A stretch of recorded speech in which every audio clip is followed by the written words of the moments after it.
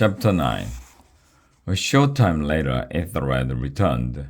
Mission accomplished, she said. Oh, goody, exclaimed Lucinda. I wonder when we shall get a reply. Not for a while, said Angus. It took us a long time to hike up here. Let's play a game to pass the time, said Lucinda. Do you lads know how to play charade? Angus nodded, but Wiglaf shook his head. 20 questions, said Lucinda. Wiglaf shook his head again. The only game my family ever plays is Go Belch. Oh, Lucinda put a paw to her mouth and giggled. Maybe these lads would like to see our fire breath follies act, sister, Ethelred said. Lucinda smiled. Eth and I were quite the rage when we were young. You were singers? Asked Wiglaf. And dancers, said Lucinda. Oh, those were the days, shall we, sister? The dragon hopped up. They put their arms around each other's waists and began to sing. Some dragons love a good brawl. Looting and pillage don't thrill us at all. We just are not that sort of girls.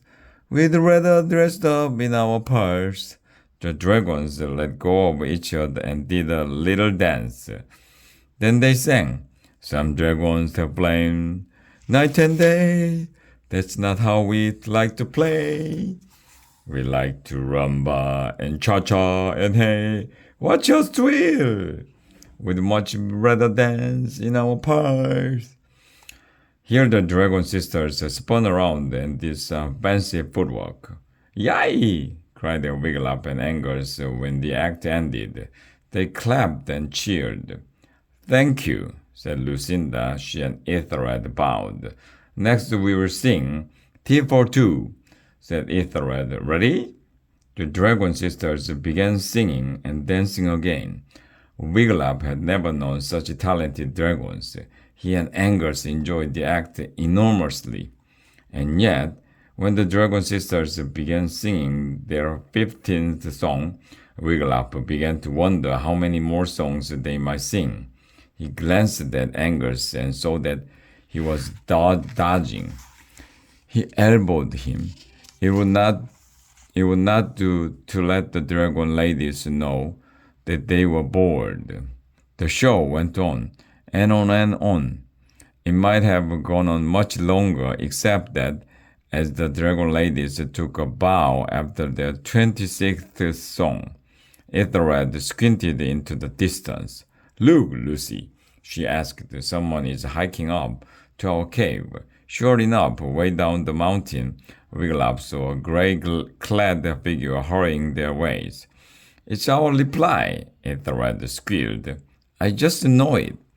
Wiglaf and Angus ran down the mountain path, calling, Yorig! Yorig! Bless my stockings, Yorig exclaimed when they reached him. What in the name of mildew pudding are you lads doing up here? 'Tis a long story, said Wiglaf. He saw that Yorig was wearing his rock disguise, a grey hooded tunic, grey leggings, and grey boots. In this outfit, he could hide in plain sight by crouching down by the side of the road.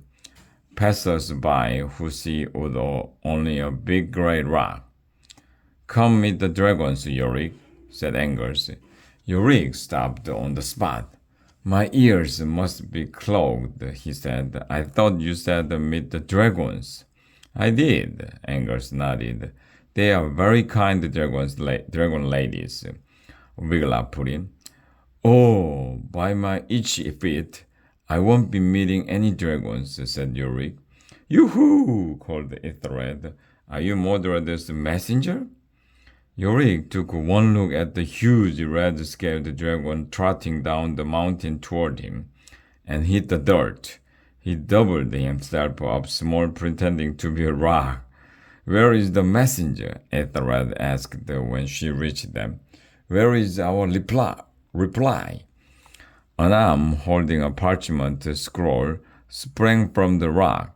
Ethelred plucked the scroll out of Yorik's hand. Message delivered, my dragoness, Yorik said, his voice muffled by his head being tucked under his belly. Lucinda joined her sister on the path.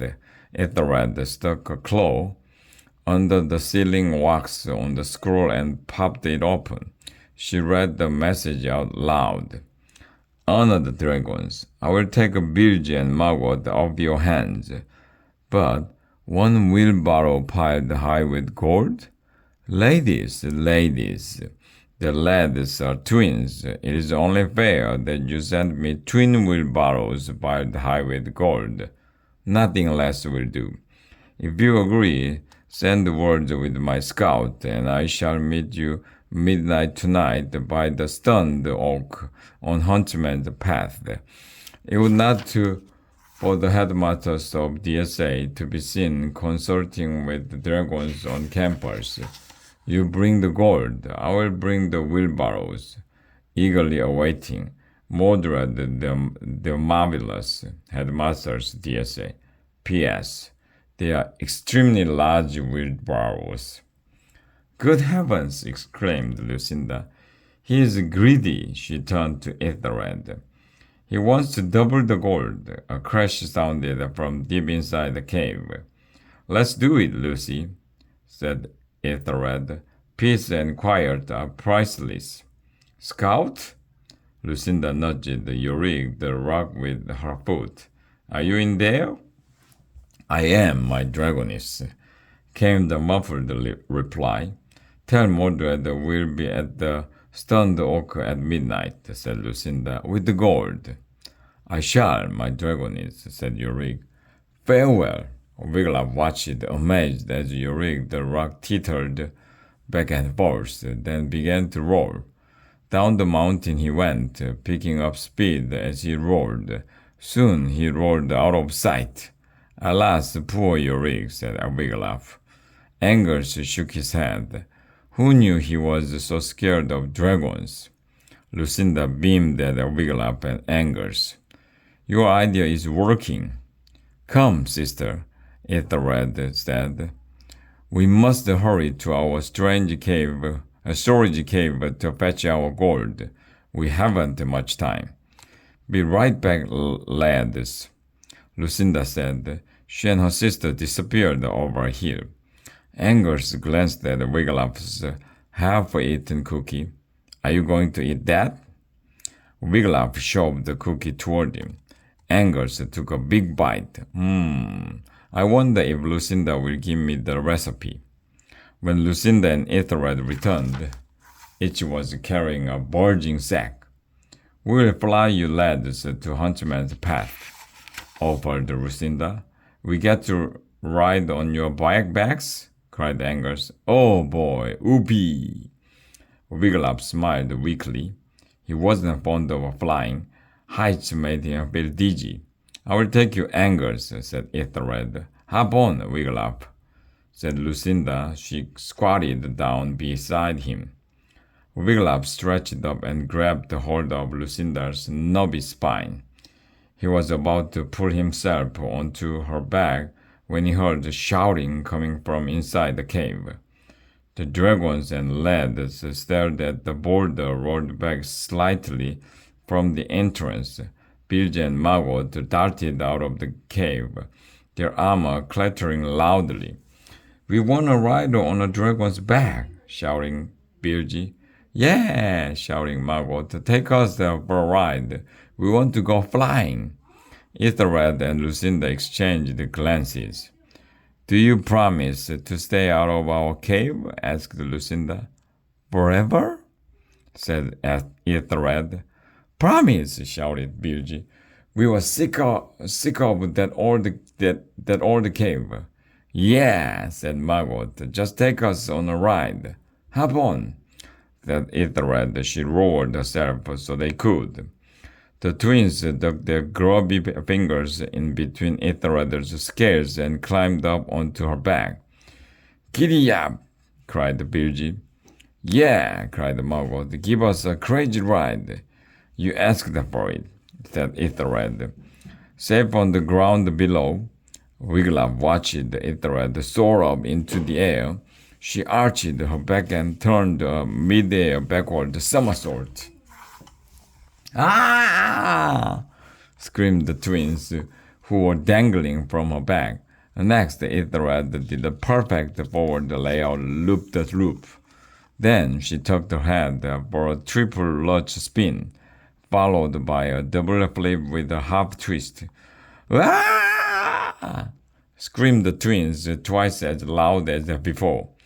I'm gonna be sick, screamed the twin. But they were too far up in the air now for Wiglaf to tell which twin was screaming. You two can ride with me, Lucinda said, waggling a claw at Wiglaf and Angus. Wiglaf's heart beat fast as he climbed onto Lucinda's back. He threw his arms around her red, scaly neck. Angus climbed up behind Wiglaf and held on to Wiglaf's waist. Ready? Said Lucinda. She unfurled her great red wings and began flapping. She rose quickly into the air. Wiglaf tightened her grip on her neck. Lucinda tilted mid-air, turning away from Keep Away Mountain and toward the valley below. Wiglaf slowly relaxed. He began to enjoy the feeling of soaring through the full moon night on the back of a dragon. The only sounds he heard were the flapping of wings, and somewhere high above in the black sky, the twins shrieking their heads off.